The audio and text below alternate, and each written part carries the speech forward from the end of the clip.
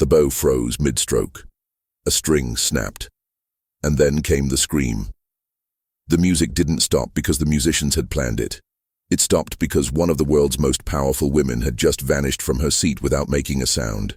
There had been no flicker of movement, no gasp, no indication of discomfort. One blink, Helena Voss was there. The next, she wasn't. Dozens of elite guests turned toward her chair, half expecting a prank, a trick of the lighting. What they saw was far worse. Nothing. The chair was still warm. A program lay on the floor beside it, mid-flutter as if it had just slipped from her fingers. No one had seen her stand. No one had seen her leave. There had been no interval. The performance had barely begun. Then came the panic. Her assistant's high-pitched scream shattered the sterile elegance of the room. The quartet stopped playing. A security team, hand-picked and armed, swept in with clinical precision. But they found nothing. No signs of disturbance, no forced exits, no breach in protocol. Just a missing billionaire and 48 very frightened guests. The cameras, a redundant private system installed by Voss herself, showed Helena calmly seated at 9:05 p.m. Then at 9:06 down, all feeds cut to static, every angle simultaneously, for exactly 6 minutes. At 9:12 the footage resumed. She was gone. Stranger still was the audio. The room's ambient mics kept recording.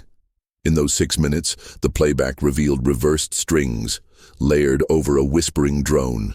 Sound engineers tried to isolate the source but gave up after one claimed to hear his dead mother calling his name beneath the distortion. Arlo Vale was on site before sunrise. Once a profiler for Interpol's Behavioral Anomalies Division, he had since become the secret weapon of the rich and disturbed. He wore a grey wool coat, a half-buttoned shirt, and the expression of a man who hadn't blinked since 2019. He reviewed the footage 3 times and asked only one question: "Where's the fifth?" Everyone in the opera house denied knowledge. Officially, there were 4 auditoriums, but one janitor, a man whose badge had faded to white, pulled Arlo aside. "You're not the first to ask that," he whispered, "but you might be the last."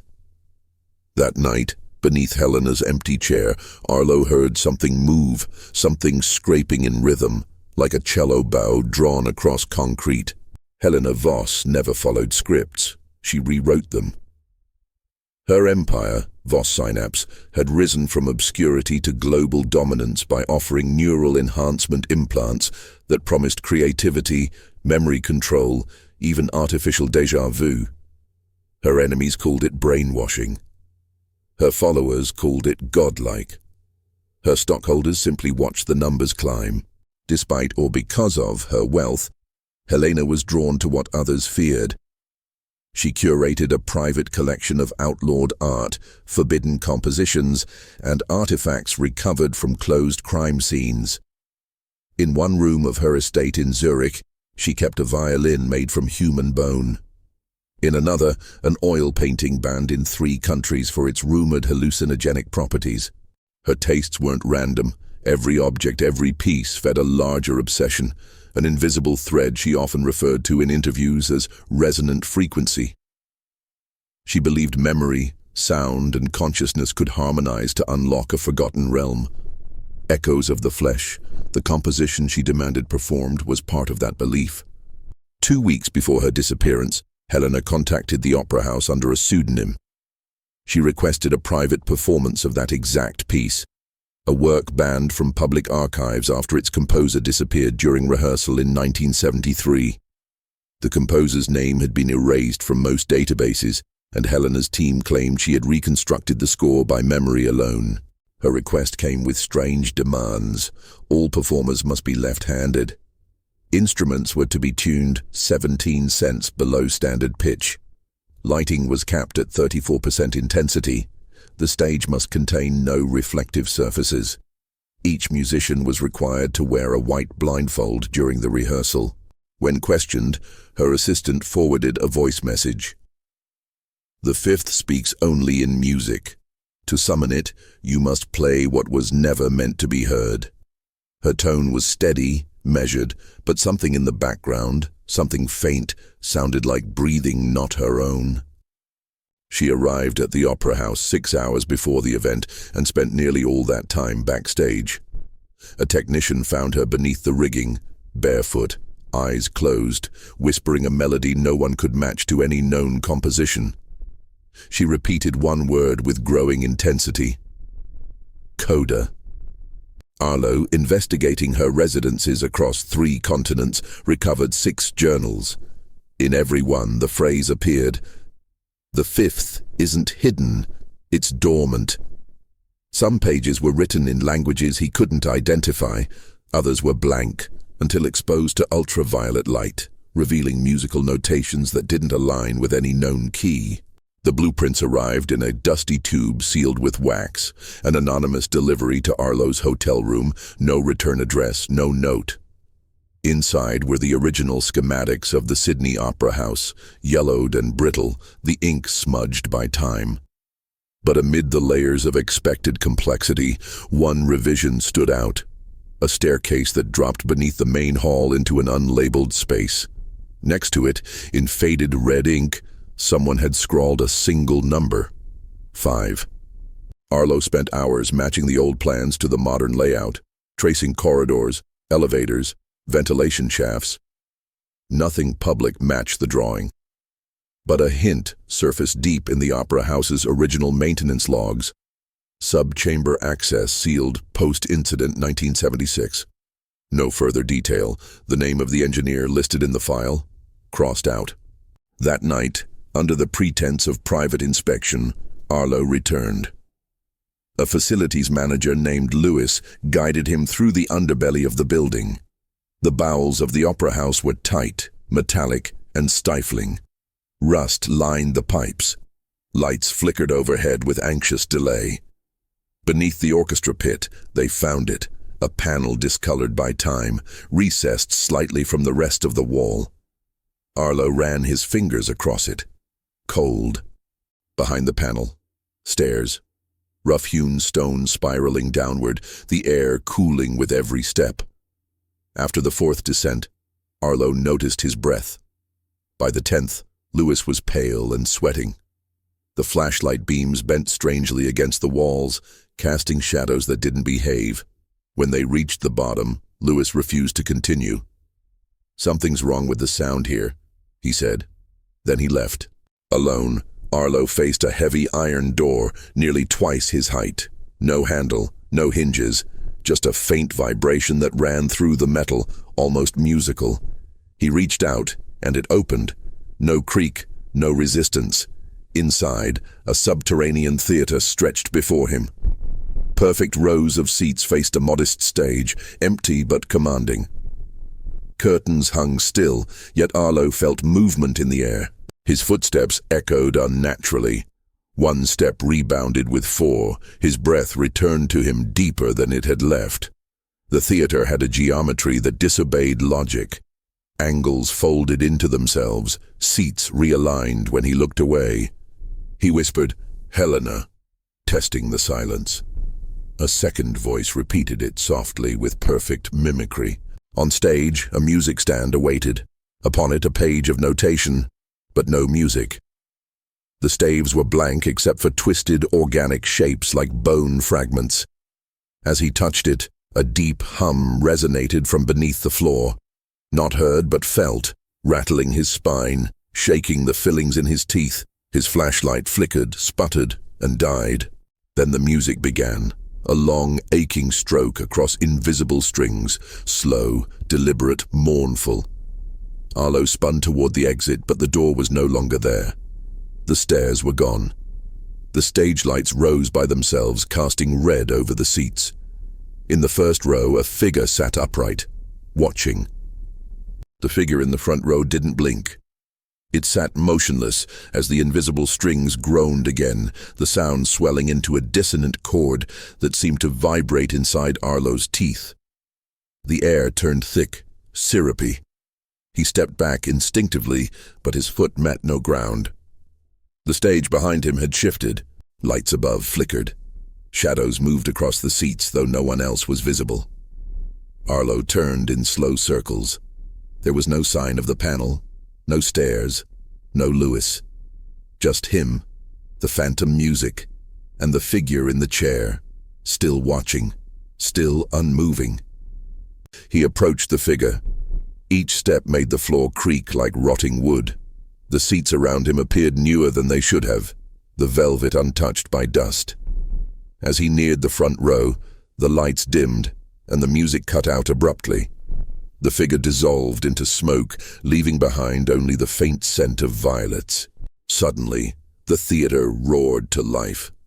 The seats filled in an instant, not with people, but with translucent silhouettes that shimmered like reflections on water. They all faced the stage. None turned to look at him. Arlo climbed the steps, compelled by something beyond fear, and reached the conductor's podium. On the stand, the blank score had changed. Now the pages showed notation, intricate, winding, impossible to read in full but undeniably musical. His hand reached for the baton without permission. As he grasped it, the orchestra below raised their instruments in unison. Arlo hesitated, then lowered his hand. The silhouettes held still. The silence grew heavy. Then, one by one, the shadows began to hum. Each voice layered with others, building a chord that seemed to bend time. He dropped the baton. The hum became a melody. It was the piece Helena had requested, Echoes of the Flesh. Arlo backed away. But the music followed. It played through the walls, through his chest, through the floor beneath him. The audience did not move. The sound felt alive. And then he saw her. At the back of the theater, Helena Voss stood barefoot in the aisle, her eyes reflecting the red stage lights, lips moving in time with the music. When he called her name, she smiled, an expression not of joy, but of recognition. And then she mouthed something he could not hear. Behind her, the walls began to melt. Arlo ran, but the theater didn't let him leave. Each door led to another hallway. Each stairway twisted in a loop. The music had stopped, but its echo pulsed inside his skull like a second heartbeat. He tried not to listen, but silence made it worse. The silence was never truly silent, and it followed him like a breath he didn't take. Eventually, the exit found him. A narrow corridor opened behind the curtains, its walls pulsing faintly with a red glow. He emerged into the main auditorium, except it wasn't the same. The lighting was wrong, the architecture subtly off. The velvet on the seats shimmered in patterns that seemed to breathe. Everything was a degree too vivid, as if reality had been tuned slightly out of key. His watch read 2:17 a.m., but the lobby clocks were frozen at 9:12 p.m., the precise minute Helena vanished. The concierge looked through him, his face unnaturally smooth, like a wax figure pretending to be human. No one acknowledged Arlo. He walked out into the cold Sydney night, the air too still, too quiet. His hands trembled violently as he pressed the elevator button at his hotel. Back in his room, Arlo reviewed his voice recorder. He hadn't remembered activating it. The timestamp showed 6 uninterrupted minutes, no gaps, no static. But the playback was unbearable, layered whispers in dozens of tones, distorted breathing, and a repeated phrase in Helena's voice. It's still playing. At one point, a scream, his own, echoed faintly in the background, though he didn't remember screaming. Meanwhile, news broke that Elias Marr had vanished. The conductor never returned home after the performance. CCTV showed him entering the opera house at 7:48 p.m., but never leaving. The last frame from backstage showed him frozen mid-gesture at the conductor's podium, as if caught in a moment that refused to release him.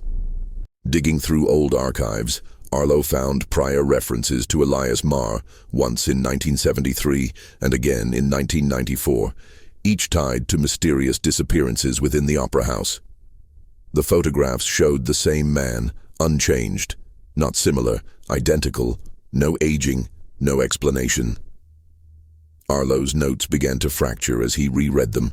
Certain lines rearranged themselves on the page. He shared the 6-minute audio with university experts. One professor of psychoacoustics turned pale and left the room. Another muttered, "This isn't music. It's a signal, a sustained cognitive interruption." One waveform analyst claimed the frequencies visually resembled the structure of a cochlea, human, but subtly wrong. At 9:06 p.m. the following night, phones across Sydney rang once.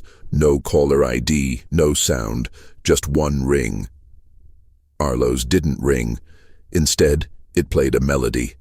The first 3 bars of Echoes of the Flesh, flawlessly rendered, as if played in the room with him.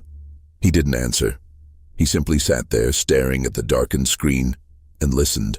The following day, Arlo returned to the opera house, not as an investigator, but as a man gripped by something deeper than curiosity. He descended alone, retracing the steps to the hidden auditorium. The air greeted him like a cold breath from something asleep but dreaming.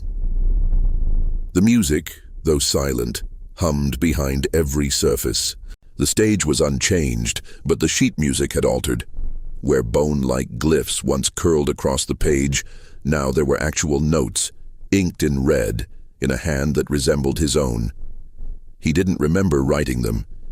Yet when he placed his fingers on the keys of the old piano tucked in the wings, the melody came to him effortlessly. He played only the first few bars. The auditorium responded immediately. The velvet seats trembled, the lights above flickered in time. And from somewhere unseen, a soft choir of voices joined him. No lyrics, only sound. Harmonies too complex for human lungs. He stopped. The silence that followed was suffocating. Upstairs, opera house staff began hearing music through the walls, always the same 5 bars, repeating. Even after hours, even when the power was cut. Acoustic engineers were brought in but couldn't trace the source. Microphones left in the chamber overnight came back fried. Melted in one case. Arlo began to change. His dreams became musical scores. His notebooks, once full of observations, now filled with staves and erratic notation. He no longer heard speech as words. It came to him in pitch and tone, as though everyone around him spoke in broken compositions. He received a package with no return address. Inside, a wax cylinder and a note in Helena's handwriting. "It finishes where it began." The cylinder, when played, emitted a single low tone that made the glass in his windows tremble. Dogs howled. His vision blurred. For 20 seconds he swore he saw an audience around him, clapping in perfect silence. Driven by instinct or compulsion, Arlo transcribed what he heard. The score unfolded with impossible structure, recursive, dissonant, yet hauntingly symmetrical. He wasn't writing music. He was recording something older, something trying to return. That night, he stood again at the conductor's podium. The auditorium welcomed him like an organ reclaims blood. As he raised the baton, he saw Helena in the front row, her eyes bright with something that might have been relief or warning. Then the orchestra appeared. When Arlo emerged from the opera house 3 days later, he was barefoot, dressed in a torn tuxedo he had never owned. His eyes were wide but unfocused, and his hair was damp with sweat despite the cool morning air. The staff at the front desk didn't recognize him. The security cameras recorded his exit but distorted his image. His face blurred in every frame. He walked through the city as if seeing it for the first time. Streetlights flickered as he passed. Pigeons scattered seconds before he approached. Children turned to look at him and immediately began to cry. He made no stops. His hotel room had been cleared days ago. No one had reported him missing, but someone had signed his name in the guest log every day. Medical staff at St. Vincent's admitted him in the early hours of the morning. His vitals were erratic. His pupils didn't respond to light. He refused food and spoke only in melodic fragments, snippets of Echoes of the Flesh sung under his breath. When asked his name, he recited musical notes instead of syllables. That same morning, Helena Voss reappeared. She was found sitting in the center of the Queen Victoria Building's central hall, cross-legged, eyes closed, humming softly. Her clothing was pristine. Her hands were ink-stained. She held nothing but a conductor's baton, gripped tightly in both fists. She didn't speak. Tests revealed irregular brain activity in both Helena and Arlo. Not chaotic, but structured. Patterns repeated at perfect intervals, resembling waveforms more than medical scans. A neuroscientist reviewing the data remarked, "They're not damaged, they're composed." Arlo's possessions were returned to him. Among them was a program from the performance no one remembered printing. The cast list included names never employed by the opera house. The title of the piece had changed from Echoes of the Flesh to Return of the Fifth. Helena finally broke her silence with a single sentence, whispered during sleep, "We've only played the prelude." Arlo, hearing this, began to hum again, this time in harmony with a tone coming from nowhere. Staff described a feeling of pressure behind their eyes when near him. That night, a technician reviewing old audio footage discovered something terrifying. Hidden beneath the ambient noise of every performance at the opera house for the past 50 years was the same melody, slowed, buried, but undeniably present. The composition had always been there, waiting. Midnight fell without ceremony. The Sydney Opera House sat in silence, closed for renovations. Yet passers-by reported hearing soft music leaking from the foundation. Low, unplaceable notes drifting from the stones themselves. A construction worker sworn to secrecy later admitted he'd heard applause from beneath the floor while working alone. Inside, the Fifth Auditorium awakened. No locks were broken, no doors opened, but the seats filled. Row by row, shadows gathered in silence, each figure motionless, each face obscured by blur or veil. The stage lit itself. The score, once fractured and incomplete, now waited whole on the conductor's stand. Arlo entered without being seen. No records show him passing through the gates, yet he stood at the podium dressed in black, hands raised. Helena was already seated in the front row, eyes closed, as if hearing music that hadn't begun. No one breathed, no one moved. The baton descended. The first note hit like a wave of heat. The auditorium pulsed. Light and shadow bent around the sound. Time fractured. Listeners outside the walls experienced seizures, dreams of drowned cities, visions of impossible architecture. Hospital ERs logged a surge in cases of sudden musical hallucination. Every report mentioned the same phrase. "They've started the second movement." From orbit, a satellite recorded an anomaly over Sydney, a resonant vibration that disrupted birds, clouds, and electronics, centered precisely on the opera house. The signal lasted exactly 49 minutes and ended in silence so complete that nearby devices stopped recording altogether. When they resumed, every file had been overwritten with static. At 1:06 a.m., the music stopped. Or rather, it changed. The walls of the Fifth trembled.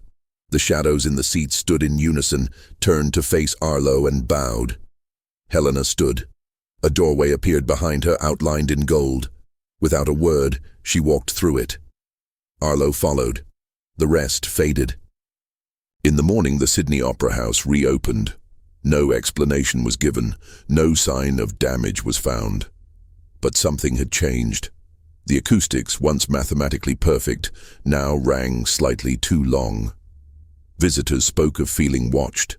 Performers began forgetting the pieces they'd known for years.